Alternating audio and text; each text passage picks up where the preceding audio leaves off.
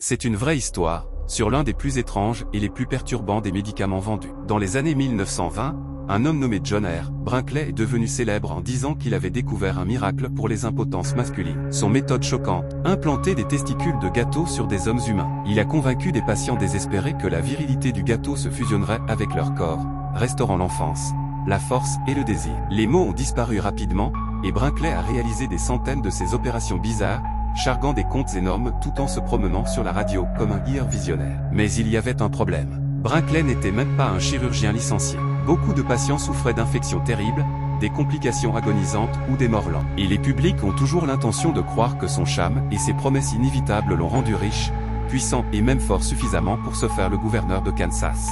Presque gagnant. Depuis des années, il a évadé les autorités tout en diffusant sa sécurité dangereuse, en construisant des hôpitaux, en téléchargeant nationalement et en vivant comme un célèbre. Seulement après de nombreuses procédures, des batailles sur le plan médical et des journalistes investigatifs ont exprimé la vérité. À la fin, a-t-il collapsé son empire? Depuis, des centaines d'années ont été expérimentées. Les fortunes ont été éliminées et de nombreuses vies ont été détruites.